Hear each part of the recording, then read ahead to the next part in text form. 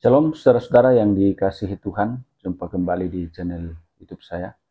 Pada kesempatan ini, dalam video ini kita akan saksikan bersama-sama diskusi antara seorang mualaf dengan Agatha. Ya, ia mualaf hanya gara-gara membaca artikel tanpa dikaji dengan benar apakah artikel ini benar atau tidak dan lain sebagainya. Ya, tapi setelah dicerahkan, diberikan penjelasan, diberikan pemahaman oleh Agatha tentang iman Kristen, ia lalu kemudian mulai goncang dan merindukan Kristus kembali. Dan tentunya kita berharap, kita berdoa bersama Bapak Ibu, semoga sang mualaf ini boleh kembali kepada Kristus, supaya dia tidak akan binasa, saudara-saudara. Karena kita itu selalu percaya, kita imani sebagai orang Kristen bahwa hanya Kristuslah Tuhan satu-satunya juru selamat. Di luar Yesus itu tidak ada keselamatan. Kita saksikan bersama-sama. Halo Kak. Ya, halo. Silakan, Gos. Oke, saya mau tanya nih Kak. Saya kan mau mualaf ya. Dulu Katolik. Terus Katolik dari kecil sampai kuliah itu akhirnya saya Ya. mualaf. Ada beberapa hal yang ingin saya tanyakan karena saat ini pun saya nggak nyaman dengan yang saya rasakan gitu loh. Silakan. Jadi waktu itu yang membuat saya mualaf itu diantaranya itu saya eh, membaca suatu artikel ataupun mungkin diceramai oleh beberapa teman gitu loh. Itu katanya agama Katolik itu buatan Paulus yang 150 tahun ada setelah Yesus itu diangkat ke langit gitu kan. Nah, makanya waktu itu saya kan berpikir bahwa oh berarti ajaran gereja itu 150 tahun setelah Yesus itu diangkat ke langit. Bukan murni dari Yesus Kristus gitu loh.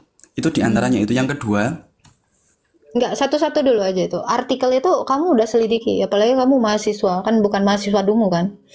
Coba, ya, kamu lebih percaya artikel atau percaya sama gereja? ya waktu itu karena mungkin lingkungan kita di lingkungan Islam ya, dan terus menerus setiap hari itu didebat oleh teman-teman. Kita belum bisa berpikir secara otentik kayak Kak Agatha itu belum bisa Kak. Misalnya lihat kalender, lihat apa gitu, lihat di koran seperti ini kan propaganda Islam saat itu luar biasa kan sampai saat ini mungkin kan. Sehingga kan saya Oke. terpengaruh. Dan yang saya Iya. rasakan sekarang itu justru saya sering menyimak video-video di YouTube milik Kak Agatha dan teman-teman itu kok kayak rindu gitu loh dengan Kristus gitu loh Kak. Karena yang saya rasakan saya disuruh hafalan mulu sih Kak, seperti betul yang seperti Kakak bilang dan kita itu seperti selalu penuh dengan ancaman. Kalau kamu nggak gini, kamu gini. Kalau kamu nggak gini, kamu neraka. Kalau kamu nggak gini itu yang saya rasakan seperti itu beda dengan ajaran kasih yang memang membekas betul karena itu dari kecil sampai saya kuliah. Terus tadi memang linier dengan artikel tentang Paulus tadi yang dulunya kan Saulus jadi Rasul Paulus itu waktu Yesus dicobai di padang gurun itu loh Kak. Itu saya masih ingat.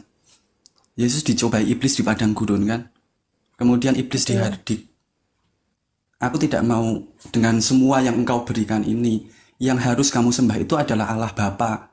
Kenapa saat itu Yesus nggak mengatakan sembahlah aku gitu loh Kak. Kalau misalnya, Itu karena itu dia cuma bukannya dia lagi berdua. ngomong loh. Bukan. Yesus nggak bilang sembah Allah Bapa. Engkau harus menyembah Tuhan Allahmu. Itu dia lagi ngomong kepada dirinya. Oh, Matius 4 kan? Loh, Yesus nggak bilang engkau harus menyembah Allah Bapa. Engkau harus menyembah Tuhan Allahmu. Dia adalah Tuhan Allah itu. kenapa Karena di harus ayat menggunakan sebelumnya karena di ayat sebelumnya kan gitu. Karena iblis ini kan menggunakan Alkitab. Dia kan mengatakan ini. Ada tertulis. Jadi Yesus ini orangnya cerdas ya. Jadi dia apple to apple gitu. Karena iblis ini bilang, ada tertulis. Jatuhkanlah dirimu ke bawah karena ada tertulis, malaikat-malaikat akan menatang engkau sehingga kakimu tidak terantuk. Terus Yesus menjawab, jangan engkau mencobai Tuhan Allahmu. Yang dicobai di situ siapa? Tuhan kenapa Yesus. dia Maaf. Enggak, bentar. Kan gini kan, nih kamu sebenarnya kalau mahasiswa harusnya berpikirnya cerdas. Dikatakan gini kan, pertama sekali dibawa ke padang gurun, lalu iblis itu kan mencobai dia dengan mengatakan apa? Kalau kau memang anak Allah, kan Yesus ini udah tahu, setan ini udah tahu dia adalah Allah, anak Allah pasti Allah gitu kan. Ya, Kalau kau memang anak Allah, ubahlah batu ini menjadi roti. Terus Yesus betul. jawabnya apa? Jangan engkau mencobai Tuhan Allahmu. Yang dicobai di situ siapa? Yang dicobai iblis siapa di situ, Bang? Itu berarti Tuhan Allah sendiri yang dicobai gitu ya. Maksudnya Ya itu Yesus ya mengatakan Yesus demikian. kan? Itu Yesus yang dicobai. Tetapi Yesus berkata apa? Jangan engkau mencobai Tuhan Allahmu. Itu merujuk kepada dirinya. Lalu masuk lagi. Semua ini akan kuberikan kepadamu kalau engkau sujud menyembahku. Yesus, sebab ada tertulis kan, kata gitu. Terus Yesus lagi menjawab kan, sebab ada tertulis, engkau harus menyembah Tuhan Allahmu. Dia nyuruh Yesus itu menyembahnya. Tapi Itu Yesus kan bilang, 3 kali kamu dicobain ya, Kak. aku. 3 kali dicobain dari 3 momen itu, kenapa dia nggak menunjukkan kealahannya, keilahiannya? Disinilah aku berdiri sebagai Allah gitu loh. Oke. Kalau kamu mengikuti kata iblis, kamu jadi pengikut iblis nggak? Iya. Yesus nggak mau ngikutin kata iblis. Karena apa? Karena dia bukan pengikut iblis. Selesai. Nah, saya potong. Jadi, Nah, bentar Dika. Kau Iya, heboh iya. banget loh. Sabar. Ini cara berpikir ya. Makanya ya, kalian itu jangan salpok gitu. Jangan salpok sama kata-kata yang seperti ini gitu loh. Apalagi kalian ini mahasiswa ya. Saya harap kalian ini berpikirnya kritis gitu. Kalau kamu disuruh iblis maki-maki si Agatha, kamu kerjakan, kamu jadi pengikut iblis nggak? Coba. Jadi banyak sebenarnya manusia ini tanpa menyadari dia ini pengikut iblis. Dia instrumennya iblis. Dia lebih taat kepada iblis daripada taat kepada Tuhan. Itu loh. Kalau Yesus itu dikatakan di dalam Alkitab ya, Filipi 2 sampai 8. Di Filipi 2 ayat 8, dia taat sampai mati, bahkan sampai mati di kayu salib.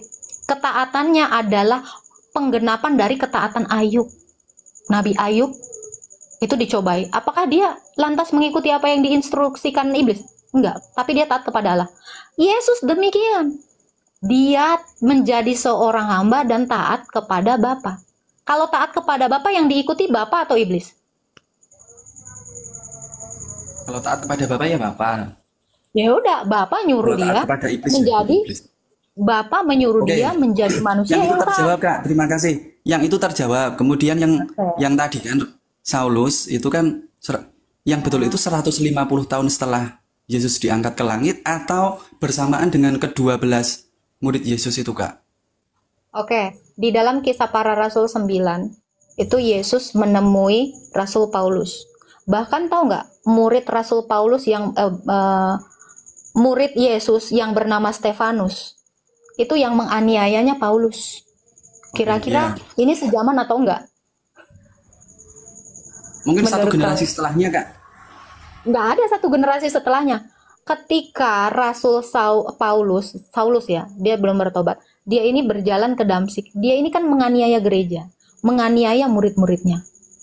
Yesus ini datang menemui dia. Kalau kamu, sekarang gini, kalau kita berpikir Yesus adalah Allah, bisa nggak Yesus itu cuma ada di zamannya aja? Padahal Yesus itu yang adalah Allah, ada di sepanjang segala abad. Gimana ceritanya Paulus tidak sejaman dengan Yesus? Yesus aja sejaman sama Adam. Yesus aja sejaman dengan Abraham. Apalagi Paulus, bahkan dia di masa depan. Sepanjang segala abad. Tolong berpikir keras. Yesus ada di sepanjang segala abad. Wahyu 1 ayat 8. Dia sudah ada. Past imperfection. Ke depan, ke belakang abad. Dia sudah ada. Telah ada. Dan yang akan datang. Kalau kamu mengatakan Yesus tidak sejaman dengan Paulus, Yesus ada hari ini. Boro-boro Maksud di saya, zaman Paulus. Rasul Paulus itu tidak menyaksikan waktu kemanusiaannya Yesus gitu loh, Kak. Beda dengan ke-12 murid. Oke. Jadi yang menulis keempat Kalau kamu itu, Matius, mengatakan Markus, gini, Lukas, Yohanes itu kan gini, memang gini. menyaksikan. Gini. Paulus tahun berapa? Yesus tahun berapa? Itu masih dalam satu abad yang sama. Bahkan dikatakan ya, waktu ketika perjalanan ke Damsik, Yesus berkata apa? Saulus, Saulus, kenapa engkau menganiaya aku? Gimana itu kira-kira? Oke, Nggak Kak. ketemu itu. Ya, gini Kak. Nggak, Kakak sendiri logikanya gini. pernah Saulus, kenapa engkau menganiaya aku? Itu pertanyaan Yesus ketemu sama Rasul Paulus. Itu Iya. kira-kira gimana itu? Bersinggungan nggak kira-kira? Ya. Ini Kak, kaitannya dengan itu ini masih kepikiran terus. Kakak pernah memperdebatkan mengenai peristiwa Isra Mi'raj. Kan nggak ada saksinya gitu kan ya. Yang Betul. seperti dongeng. Lah kalau misalnya kita ke peristiwa Saulus itu yang dalam perjalanan ke Damsyik didatangi Yesus Kristus. Bentar, Itu kan juga Prof, nggak bisa naik ada nggak, Prof? saksinya itu. Bentar, Prof, bisa naik nggak, Prof? Ini bahkan divalidasi sama Quran sendiri ya. Dalam surah Yasin 14 ya, dikatakan di situ. Nah, ini bentar. Nih, biar Islam juga tahu ya. Mereka kan selalu mempertanyakan Rasul Paulus. Ini juga yang mau dijadikan ini kan. Ini bahkan di dalam Quran sendiri divalidasi bahwa 3 utusan di dalam surah Yasin 14 itu salah satunya adalah Paulus atau Baulus. Mm-mm. Quran sendiri memvalidasi bahwa di situ dia dibuat buta. Akhirnya Saulus ini beriman kepada Isa. Betul nggak, Prof? Ya, ini ada. Betul. Cuma aku mau mau nanggapin tadi pertanyaan dia. Kita jawab pakai Alkitab aja. Ya, Al-Quran itu kan aku masa bodoh sih, kitab bobo itu, nggak ada pentingnya. Kalau dia pun mencatut nama Paulus di surat Yasin ayat 14, ya itu nggak bisa diverifikasi juga karena memang isinya itu banyak kutip-kutipan yang nggak bisa dipertanggungjawabkan. Tapi kalau Yesus bertemu dengan Paulus, kita tahu orang Yahudi, orang Israel itu punya satu tempat ibadah, namanya apa? Bait Allah. Bait Allah. Jangan kira Bait Allah itu kayak gereja misalnya ya, gereja Ortodok, gereja GBI, gereja Katolik ya, ada di mana-mana cabangnya. Enggak, Bait Allah itu cuma satu di Yerusalem. Nah, saya tanya ke teman-teman, Paulus itu orang apa? Yahudi kan? Farisi dia. Ya, orang Farisi itu kan mazhabnya Perus, makanya disebut Farisi. Dia orang Yahudi. Di Kisah Para Rasul dia bilang, aku orang Yahudi, lahir di Tarsus, dibesarkan di kota ini. Kota ini maksudnya apa? Yerusalem. Di bawah Gamaliel. supervisi, di bawah pengajaran Gamaliel secara teliti. Ya. Jadi kita tahu Rasul Paulus ibadah di mana? Di Bait Allah, betul kan? Nah, Yesus ibadah di mana? Bait Allah. Bait Allah. Nah, sekarang kita ambil ini aja deh. Ambil analoginya. Kalau Bang siapa yang tadi yang Katolik masuk Islam itu? Ghost Rider ya? Ghost Rider. Bang Ghost Rider dari kecil sampai besar ada di satu gereja yang mana dari kecil abang di situ. Terus saya juga dari kecil sampai besar di situ. Mungkin nggak kita nggak pernah ketemu? Kita nggak saling tahu gitu. Mungkin ketemu cuma nggak tahu. Pasti saling tahu pasti dong. kenal. Orang Yahudi pada saat itu jumlahnya nggak banyak. Nggak seperti yang kita lihat sekarang di Israel. Zaman itu orangnya nggak banyak. Terus Rasul Paulus mengatakan, aku dibesarkan di kota ini, di Yerusalem, di bawah kepemimpinan Gamaliel secara teliti. Dan aku lebih maju daripada teman-teman sekerjaku. Artinya, Paulus itu taat nggak? Kalau lihat dari kata-katanya. Taat banget. Sama Yesus taat nggak? Yesus jelas lebih taat lagi. Mereka hidup sejaman, satu tempat ibadah yang sama, ya. Anggaplah kayak ya tadi aku analogikan Bait Allah itu hanya satu. Anggaplah misalnya kayak hanya ada satu gereja zaman itu di Yerusalem. Maka dia akan pasti pernah ketemu, pernah bersinggungan dan pasti saling tahu. Makanya pada saat orang-orang Kristen sudah menerima kuasa Roh Kudus, maka Paulus bilang apa? Aku diberi keleluasaan untuk membunuh orang-orang yang mengikuti jalan Tuhan. Siapa contohnya? Stefanus. Stefanus itu siapa? Di dalam catatan gereja Sinasarion, Stefanus itu adalah keponakan atau sanak saudara dari Paulus. Terus, ternyata hal ini juga ditiru sama Islam. Ibnu Katsir mengatakan bahwa salah satu murid Isa yang nggak disebutkan namanya, itu adalah sanak saudara dari Paulus juga. Dan Paulus, menurut Ibnu Katsir di dalam Islam, dia ketemu dengan Isa. Dan Paulus mau membunuh Isa. Tapi kalau di Kristen, waktu itu Yesus sudah naik ke surga, sudah dipermuliakan. Makanya Paulus waktu bertemu dengan Yesus bukan dengan rupa manusia yang bisa dilihat lagi, tapi yang dilihat itu apa? Terang, cahaya. Karena Yesus sudah dalam kemuliaannya. Dia sudah tidak mengosongkan diri lagi. Itu. Prof, boleh tanya Prof? Silakan. Oke.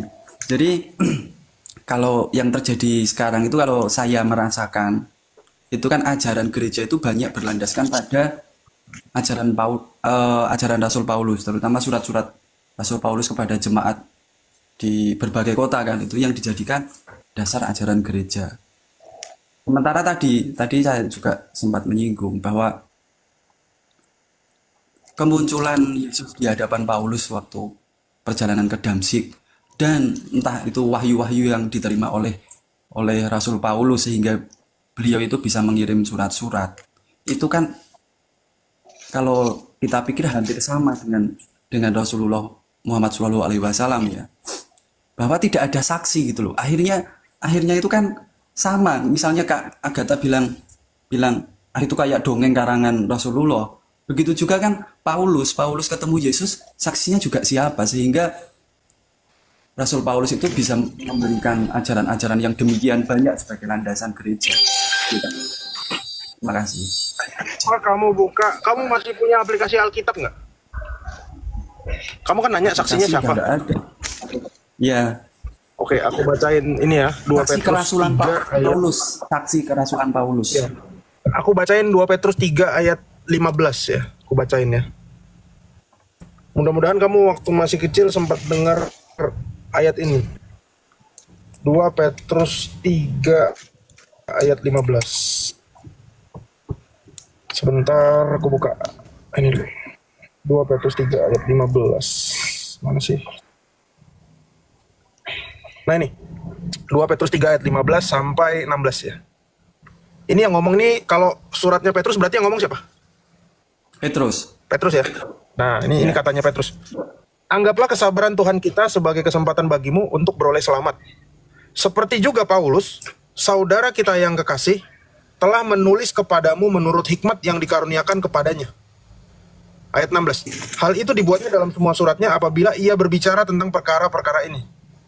Dalam surat-suratnya itu ada hal-hal yang sukar difahami, sehingga orang-orang yang tidak memahaminya, saya menganggap ini orang Islam salah satunya, dan yang tidak teguh imannya, saya anggap ini Bang Ghost Rider, memutarbalikannya menjadi kebinasaan mereka sendiri.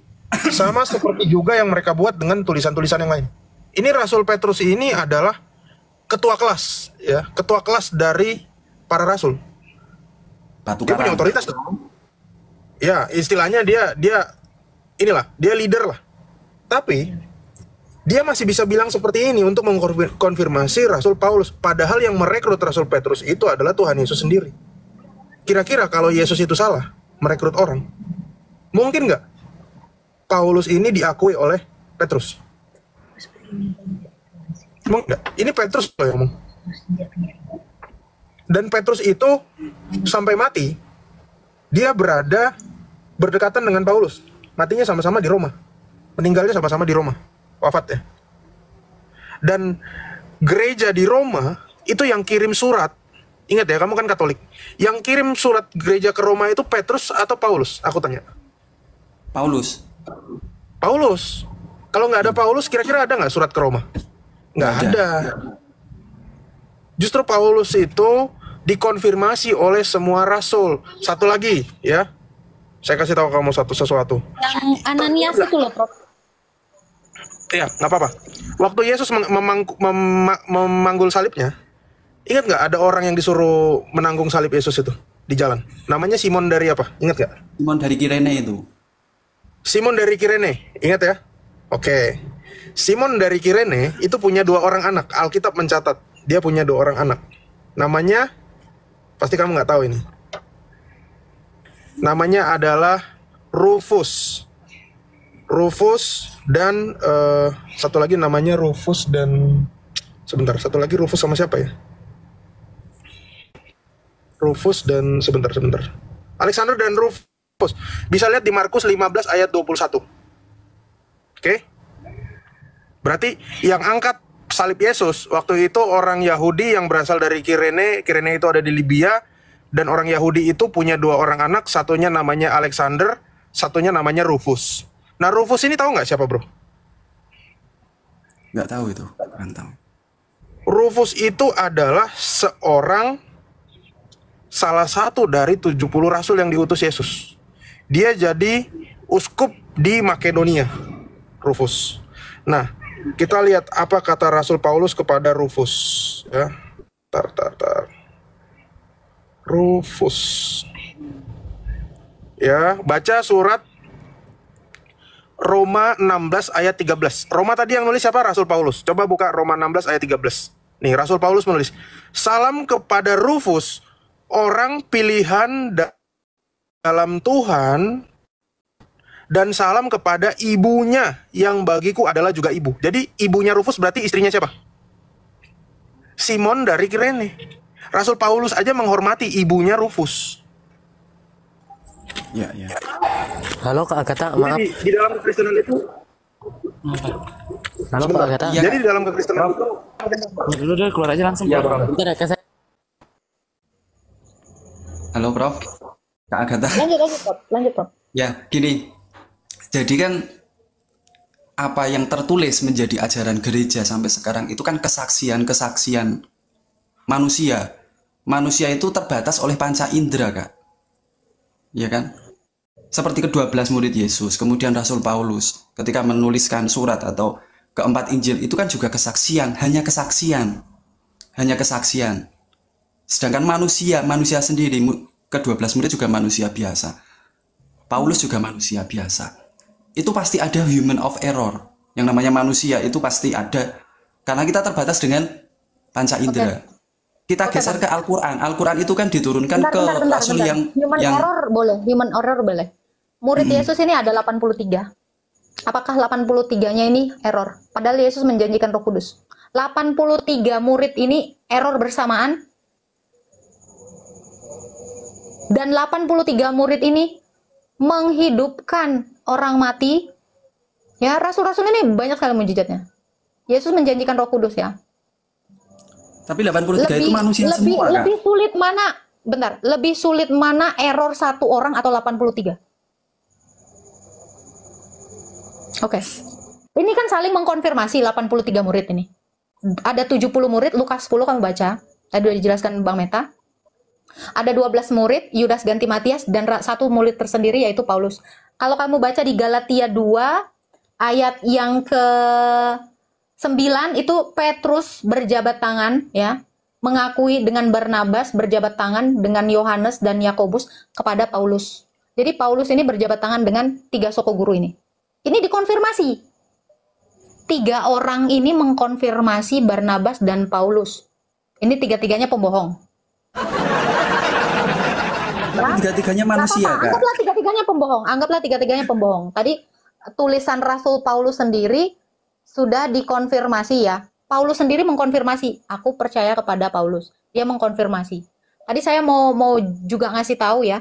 Ketika Rasul Paulus ketemu dengan Yesus perjalanan di Damsik, dia kan dibikin buta. Takutnya ini kan nggak ada yang percaya. Disuruh Saulus ini bertemu dengan Ananias. Ananias juga ditemui Yesus. Nanti kamu akan membaptis dia dan membuat dia jadi bisa melihat lagi. Ini dikonfirmasi sama murid-muridnya. Jangan dibilang human error, 83 orang error jadi pembohong gitu.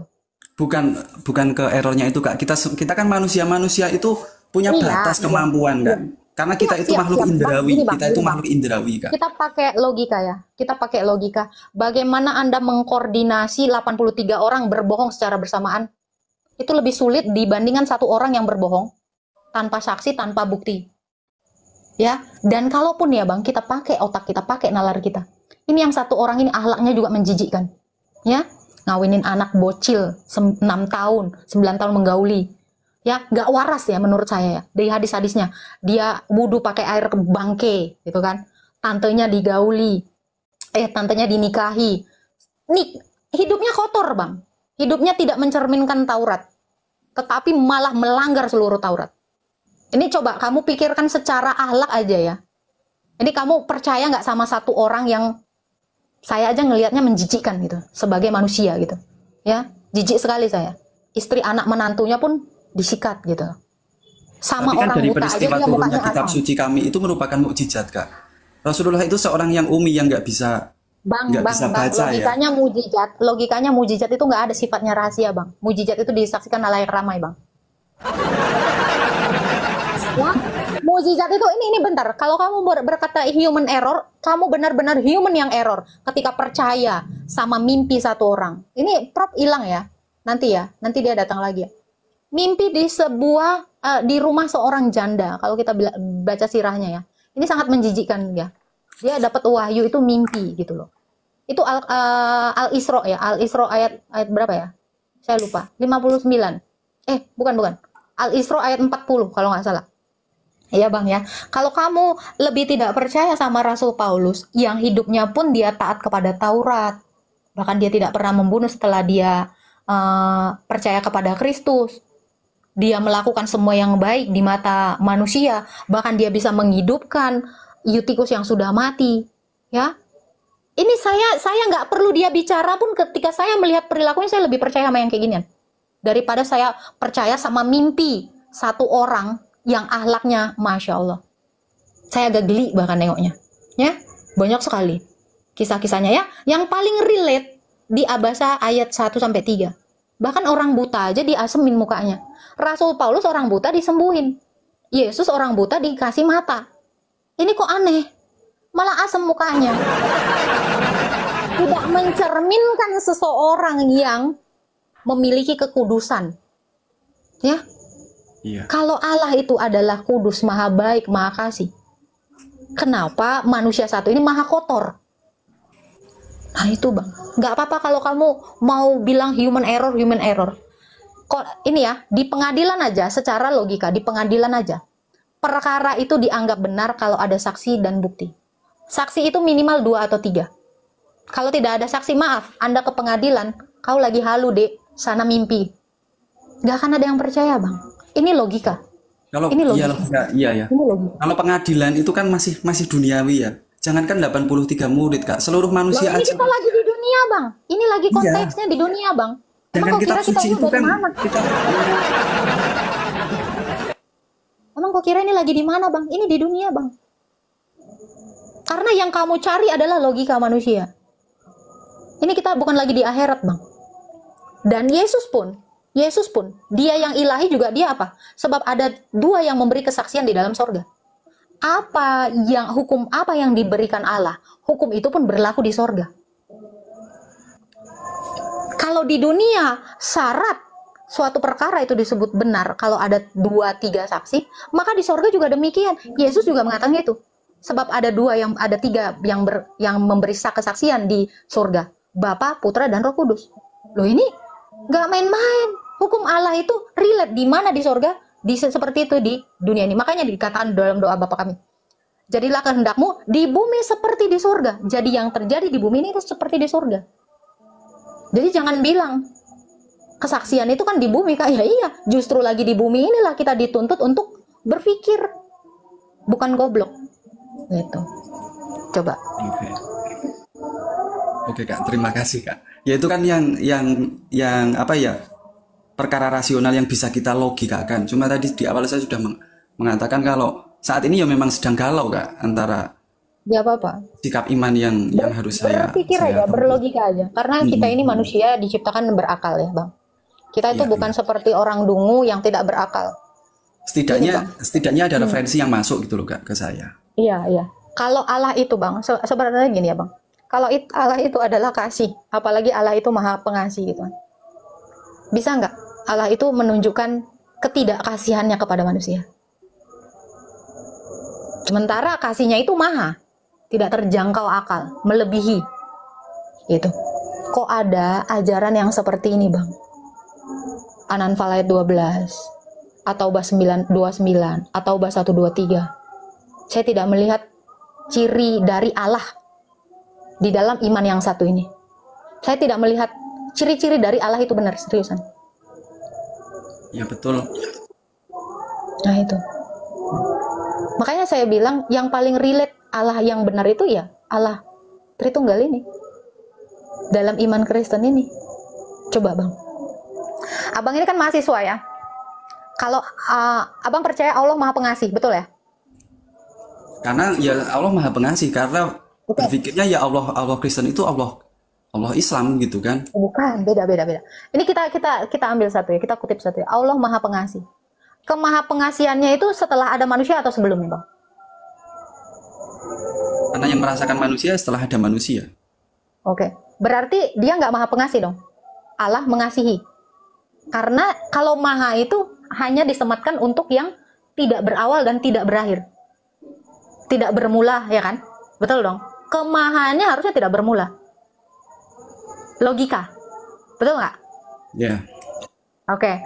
Berarti kalau dia Maha Pengasih, tetapi Maha Pengasihnya baru ada setelah ada ciptaan, gagal dong, gugur dong. Siapa yang dia kasihi sebelum dunia ada? Semua ciptaan. Mubajir dong, kasihnya itu mubajir. Nggak ada karena dia sendirinya, satu-satunya, the one and only di semesta ini kan, ya kan? Jadi kemana maha kasihnya? Kalau dia hanya ada satu-satunya seperti gini, bagaimana cara dia mengasihi sesuatu sebelum ada ciptaan? Yang paling logis, Maha Pengasih itu cocoknya kepada Allah Tritunggal. Yohanes 17 ayat 24. Bapa telah mengasihi aku sebelum dunia dijadikan. Karena antara Bapa dengan firman-Nya saling mengasihi, dialiri melalui Roh Kudus yang adalah nafasnya. Ini Maha Pengasih itu baru benar-benar relate kepada Allah Tritunggal. Allahnya negeri Mekah saya nggak tahu. Entah siapa yang dia kasih. Maka Maha Pengasih coret, gagal. Salah satu Asmaul Husnanya itu gagal total. Betul tidak? Betul tidak? Nah, sekarang kata Allah sendiri. Saya tanya, Bang. Allah itu nama nggak di dalam imanmu yang sekarang ini? Kan kamu Muslim kan? Ya. Oke. Allah itu nama atau apa? Nama. Nama. Apakah Allah itu sudah bernama sebelum dunia ada?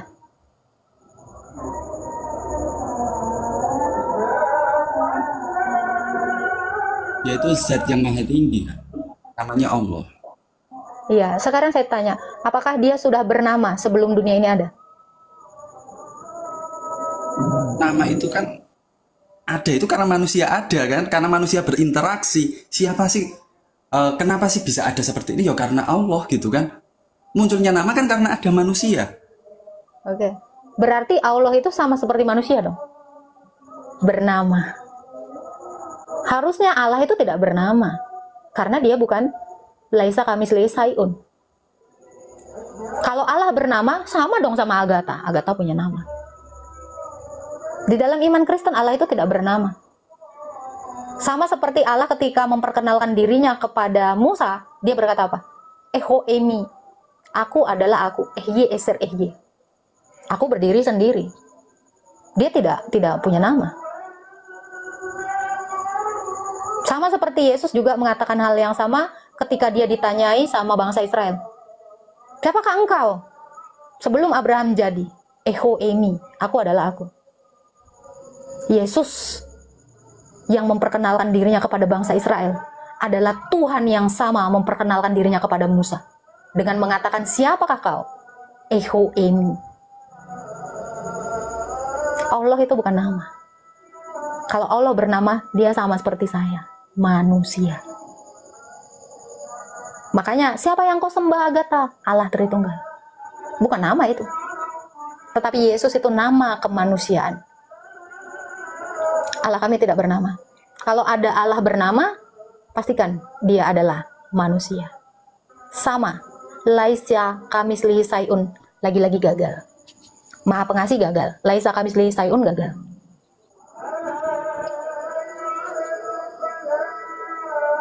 Gimana? Ini untuk orang-orang Juma ya, anak-anak api yang memperdebatkan kata Allah. Silakan ambil nama Allah sebagai nama Allah. Karena dia sama seperti Agatha. Bernama. Gitu. Mari kita pakai logika. Saya sangat berlogika. Ayo seperti itu Bang. Kalau kamu masih percaya dengan hal-hal yang seperti ini, Saya rasa saya menggunakan logika saya untuk tidak percaya dengan Allah yang seperti ini. Apalagi itu baru Ar-Rahim ya, Maha Mengasihi, ya kan? Bagaimana dengan Ar-Rahman, Maha Pemberi? Siapa yang dia beri sebelum dunia ada? Mubazir dong dia. Ngasih apa dia? Siapa yang menerima pemberiannya? Kemahaannya itu gagal. Lagi-lagi gagal. Itu adalah gelar-gelarnya Yesus.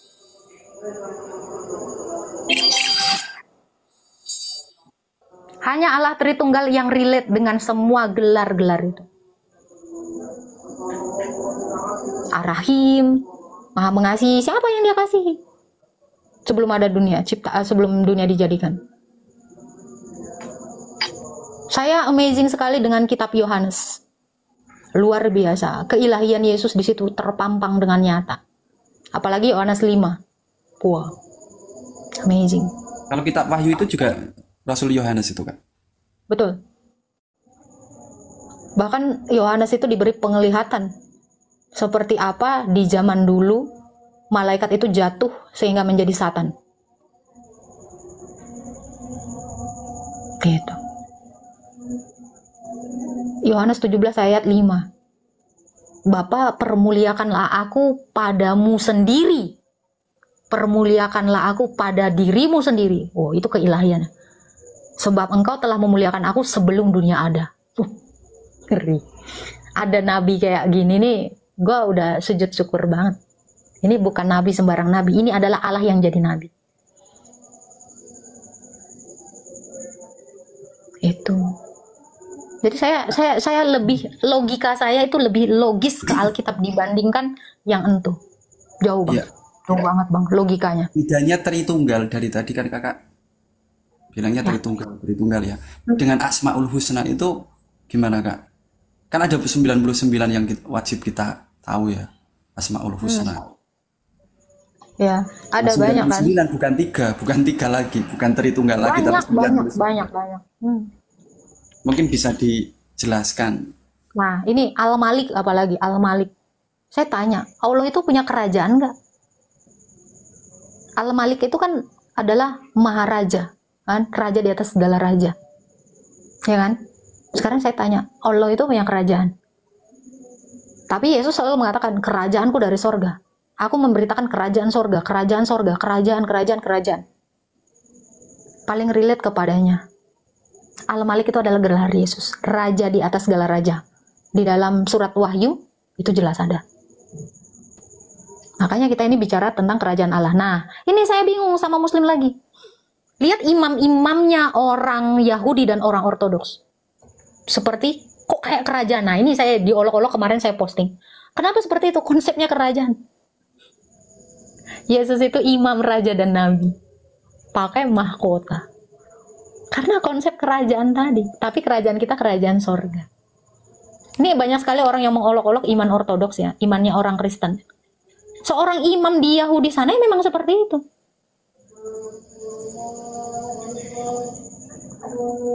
Dia pakai mahkota, bentuknya itu seperti apa? Gereja itu ini adalah api ya.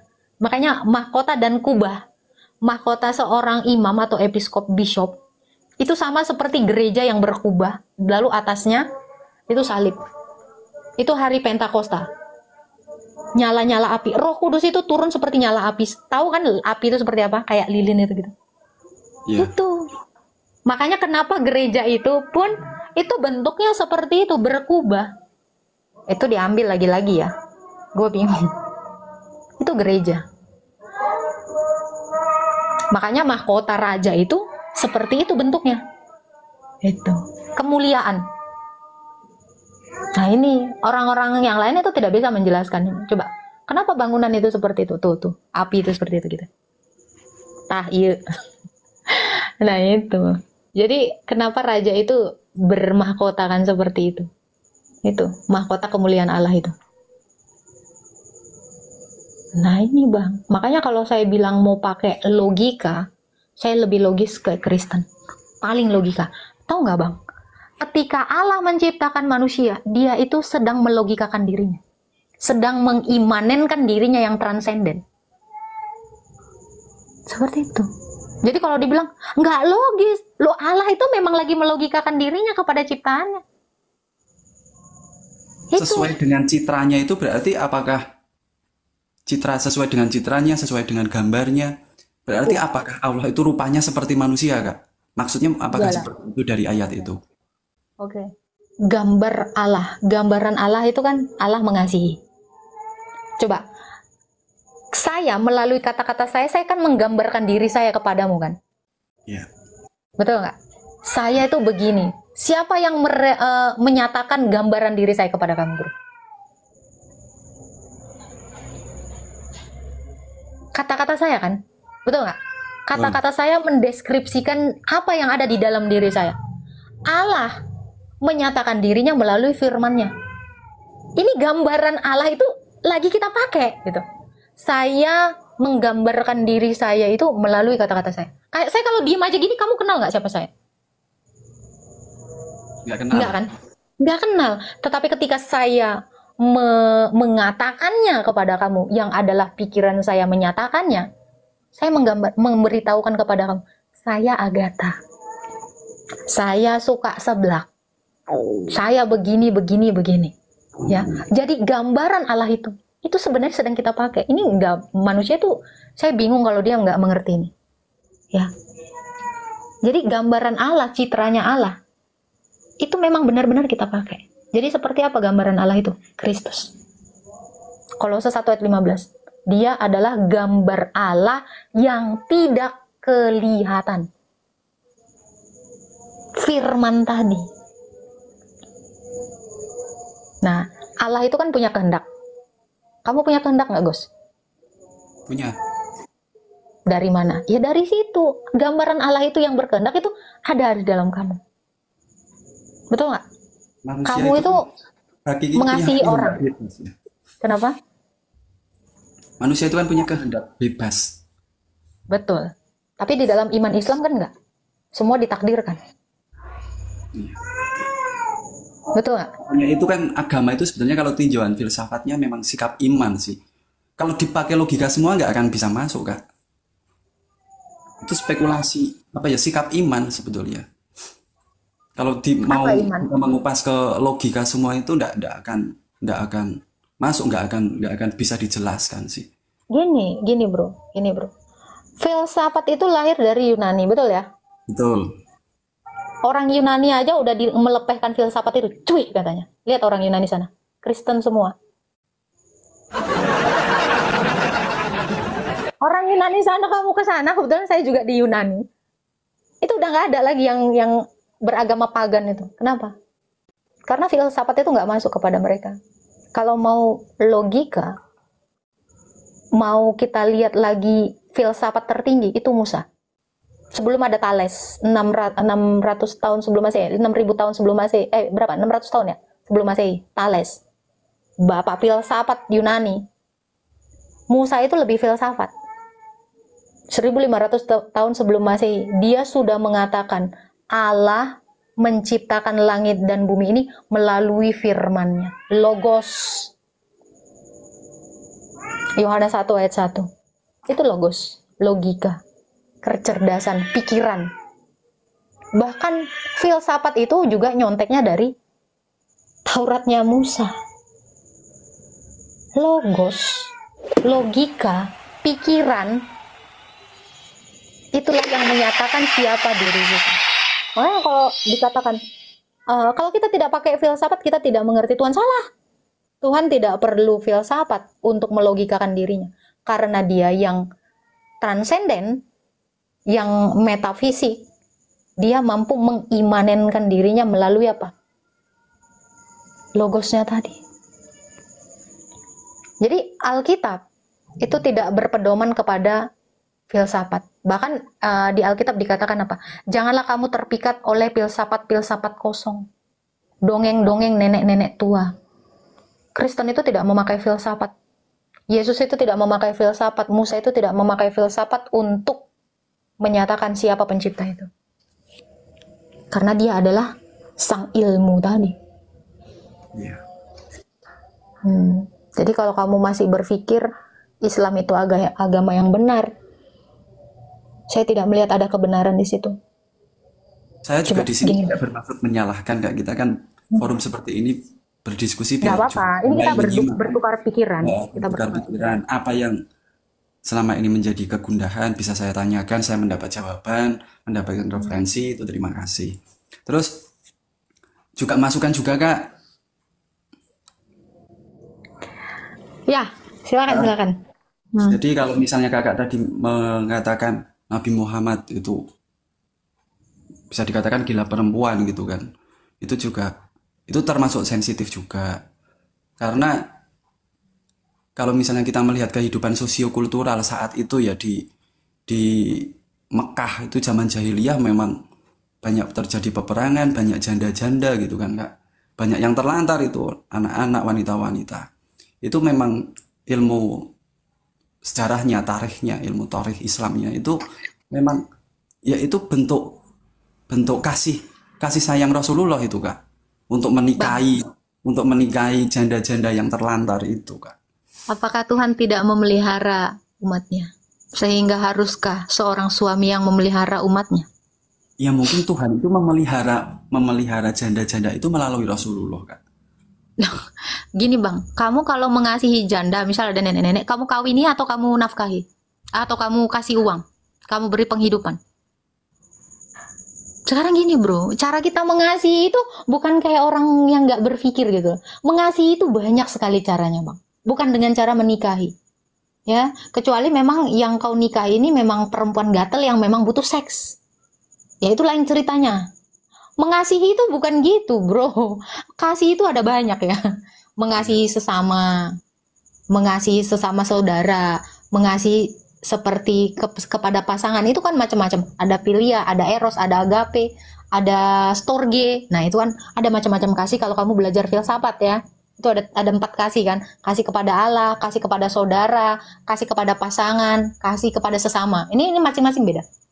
Kalau kamu melihat ada seorang janda, kamu tempatkan dirimu mengasihi kepada sesama manusia, bukan mengasihi dalam birahi, eros. Iya. Iya kan? Nah itu, coba kamu kalau setiap orang menunjukkan kasihnya terhadap janda dengan mengawininya, wow, aku nggak tahu lagi. Tolong itu Riva dikawinin, tolong itu si ini dikawinin gitu loh. Tidak seperti itu bro. Cara Kesannya seks mengasihi itu oriented dengan cara, banget ya Kak. iya, memang orientasinya pasti seks, ya. Tetapi Iya. kan Allah itu kan ngasih, bahkan Allah itu, coba ini bayangkan ya, di dalam iman Kristen aja kasih itu dibagi 4. Kasih kepada Allah, kasih kepada saudara atau keluarga, kasih kepada sesama manusia, kasih kepada pasangan. Gitu loh. Ini kita juga bisa membedakannya. Jangan kasih itu semua sama. Mengasihi Allah sama seperti mengasihi bini orang. Itu bahaya bang. Ya kalau kita berlogika gitu loh. Jadi tolonglah kalau dikatakan pun saat itu di abad ke-7 kondisinya seperti itu. Bang, abad 1 itu udah ada Taurat. Sorry kok abad 1? 1500 tahun sebelum Masehi. Allah ini kan sudah ngasih Taurat bang. Kalau memang Allah ini adalah Allah yang sama yang datang kepada Musa, apa di dalam 10 perintahnya? Jangan berzina, jangan mengingini milik sesamamu. Ya, Kan tidak berzina Kak. Kan udah ijab, udah akad nikah. jangan mengingini milik sesamamu, ya. Itu. Jangan kita mengasihi itu jangan pula kita miliki gitu loh. Maaf bang, kalau dikatakan itu bukan berzina, ada satu kasus ya yang babunya Hafsah digauli gitu ya, budaknya itu digauli gitu kan. Itu kan konteksnya berzina juga bang. Tapi saya nggak mau masuk ke situ. Tetapi secara logika manusia bang, ini ajaran, ini nggak relate di dunia yang sekarang ini. Bahkan yang dulu pun ini tidak Iya, relate. Kenapa iya saya katakan tidak relate? itu salah satu kegundahan saya Pak Kak. Iya. Jadi seperti tadi saya katakan kok seks oriented banget di surga juga dijanjikannya kok bidadari Nah, seks lagi gitu loh. Makanya itu tapi abang pernah berpikir nggak? Allah itu pernah nggak dia mengatakan gini, ini Allah yang maha kudus ya. Allah yang maha kudus itu pernah nggak dia mengajarkan sesuatu yang tidak kudus? enggak. Sifat Harusnya tidak. perkawinan Katolik saja kan satu, kudus dan kekal. Sesuatu yang sudah Ya, disatukan oleh Allah tidak bisa dirusak oleh manusia. Di situ memang Iya. memang apa, kalau hal perkawinan memang Katolik lebih mengkuduskan, lebih adil gitu loh, lebih adil buat manusia. Tapi kalau Bukan Katolik sih Bang, karena memang Tuhan itu menciptakan satu Adam dengan satu Hawa kan.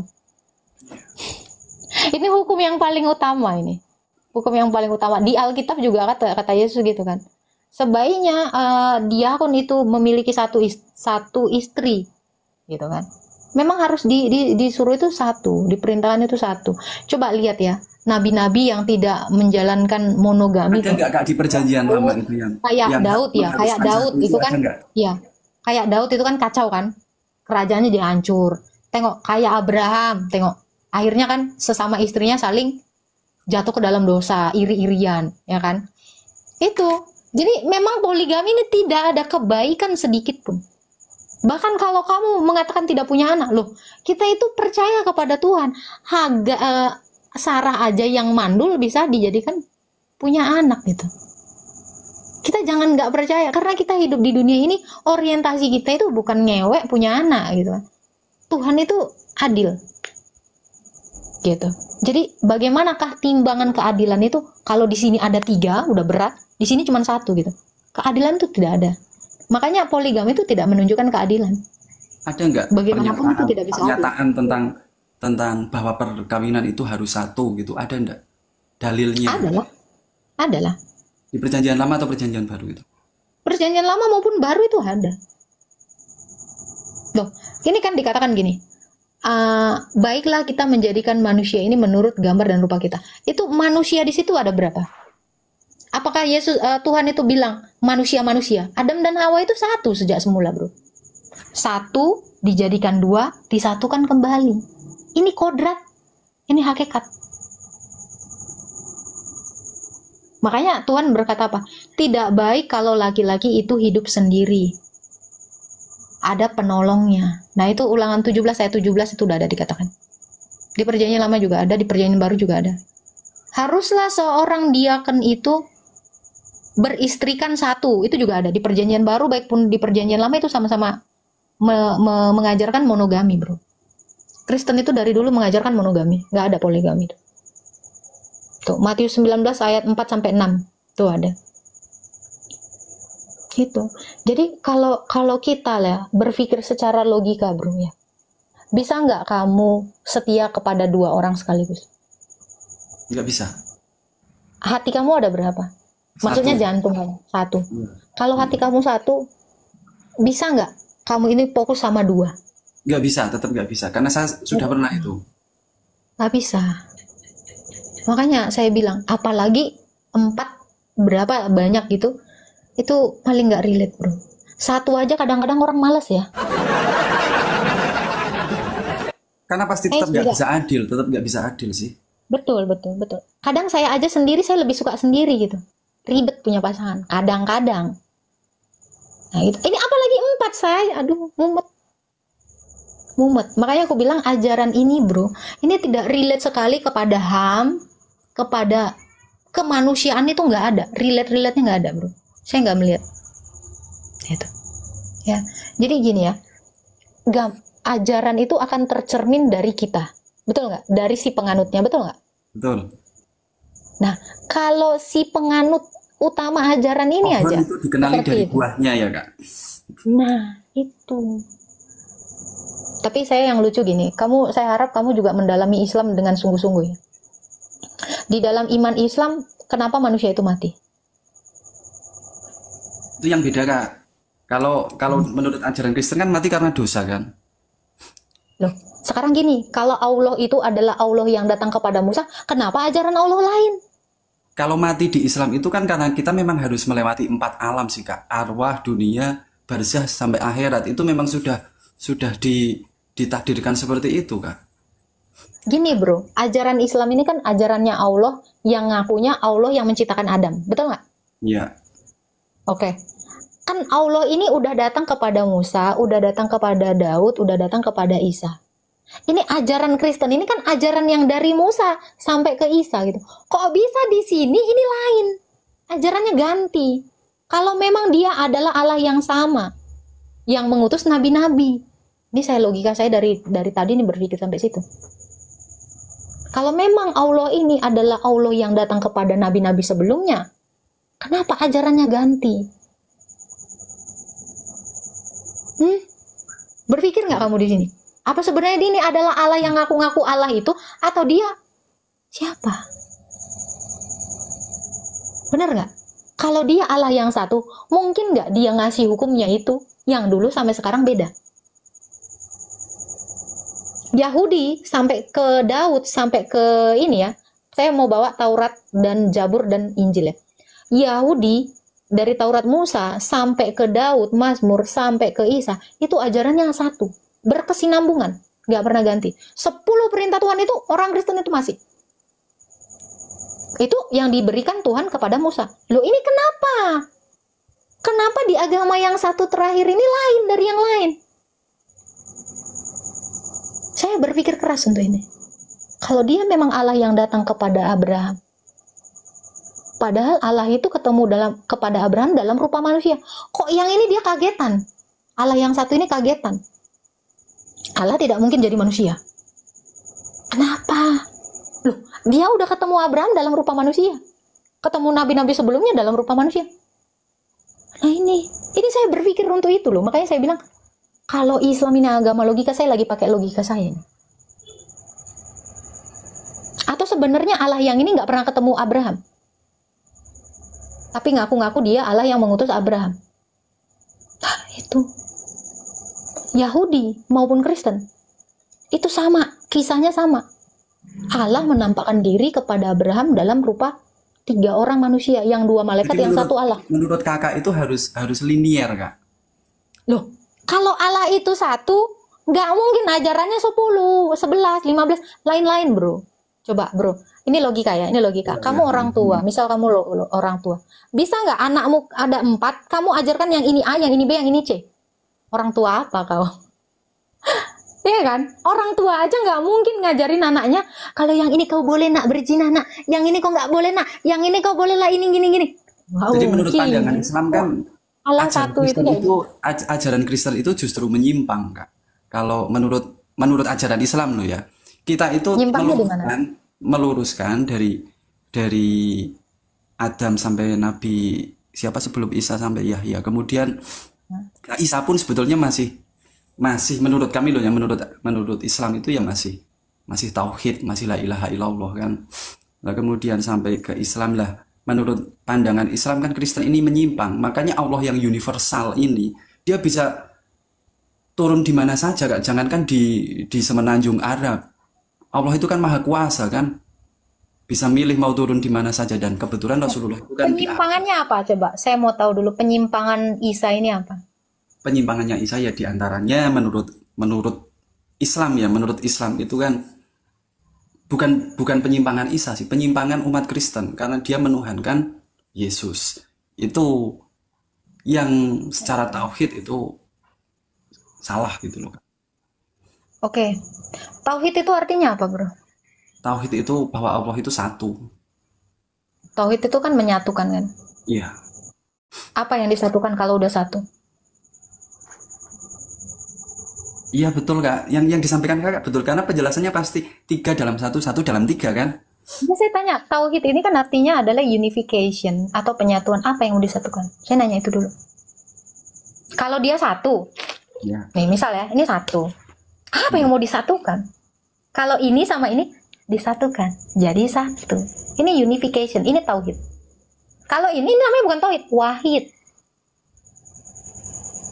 Ya itu, Kak. Betul nggak? Ya.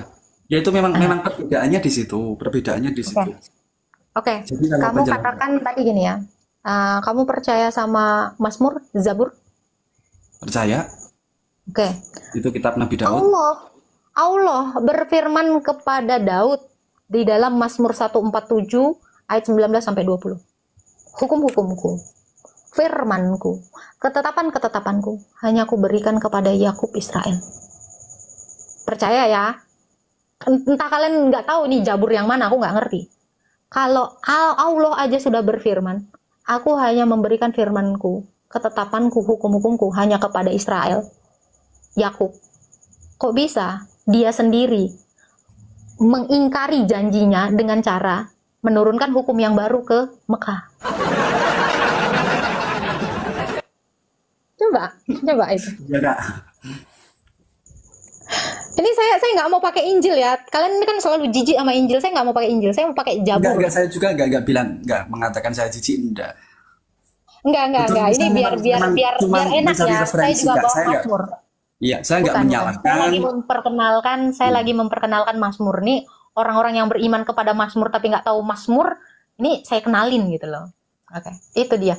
Kalau lah Allah tabarakallah memberikan firman kepada Daud di dalam Mazmur 147 ayat 19 sampai 20. Nanti saya bawa lagi kitab nabi-nabi nih, Yeremia. Ya, kalaulah dia mengatakan bahwa hukum-hukumku, perintah-perintahku, ketetapan-ketetapanku itu hanya kuberikan bangsa Israel. Tidak aku berlaku demikian kepada segala bangsa. Mereka tidak mengenal hukumku. Ini betul banget. Coba Islam, tahu hukum Taurat? Nggak tahu. Nggak tahu. Hukum Taurat, tahu nggak? Dari 613. Nggak Gini benar. Satu saya kasih tahu ya. Kenapa saya bilang Islam ini tidak menjalankan Taurat? Kalau dia mengatakan pengikutnya Isa ini menyimpang, Islam lebih menyimpang. Kenapa? Di dalam hukum Taurat ya, imamat 11 ayat 2 sampai sekian.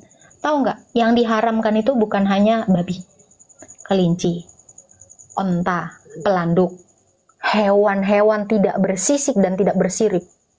Itu semuanya kosher, najis. Kenapa di Islam diganti? Kamu makan lele nggak? Makan udang nggak? Makan cumi nggak? Makan kepiting nggak?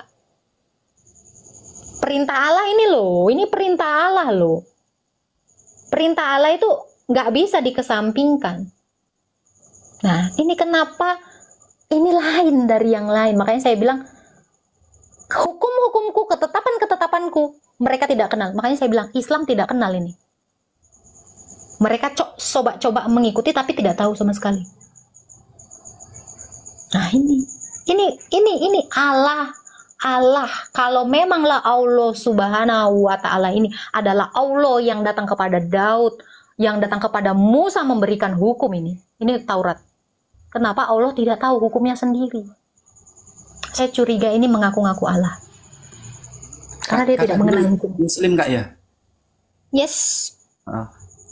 Kalau menurut Kakak, kenapa orang Islam itu kok ke Mekah untuk ibadahnya terpusat harus menghadap ke Ka'bah itu, Kak? Al-Baqarah 144. Itu kan berarti kebendaan, ada unsur kebendaan juga kan, harus melingkari benda kan. Ka'bah itu kan benda mati kan. Bang, orang Israel itu nggak ada yang tawaf, Bang. Tawaf itu kan itu pagan Quraisy, Bang. Orang Yahudi itu nggak ada itu, Bang. Tawaf itu ke Ka'bah itu dari pagan Quraisy, Bang. Itu bukan ajaran Kristen itu. Itu sama sekali nggak disinggung di perjanjian lama maupun perjanjian baru maupun nggak ada itu nggak ada, Bang. Itu nggak ada, Bang. Makanya itu tradisi talbiyah itu adalah tradisi pagan Quraisy, orang-orang Kinana, ya, yang mereka itu memang tawaf, menggitari itu kotak itu juga tradisinya Hindu, batu diiniin gitu. Itu tradisi Yahudi tuh nggak ada kayak gitu, Bang. Kalau masalah kiblat ya, kiblatnya orang Kristen itu masih masih ke arah Yerusalem sampai detik ini. Saya sembahyang itu masih posisi ke timur karena Yesus itu dari Yerusalem, dari timur.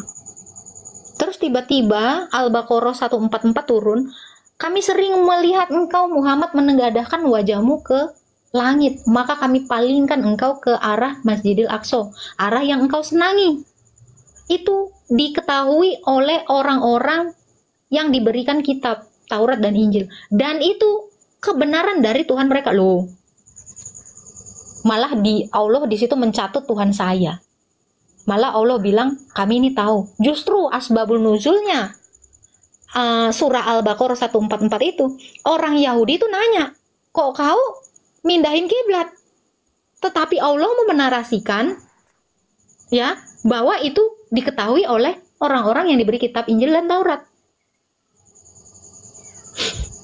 Kan ini ngeri nih. Coba 144 ini dari dulu belum kejawab ini. Coba kamu baca. Nah itu. Makanya saya bingung ya. Ada wahyu turun tapi minta konfirmasi dari iman kami. Sejak kapan Tuhan kami mengkonfirmasi kiblat itu ganti? Nggak ada. Kami bahkan di situ dikatakan itu adalah kebenaran dari orang mereka yang diberikan kitab. Loh, saya nggak ngerasa itu mengkonfirmasi itu. Kenapa Allah kayak si Agatha udah mengkonfirmasi, padahal saya nggak ngomong gitu. Tuhannya si Agatha mengkonfirmasi. Oh enggak. Ini penipuan ini. Ini ayat yang paling fenomenal dari 2 tahun yang lalu saya tanya, ini nggak ada yang jawab.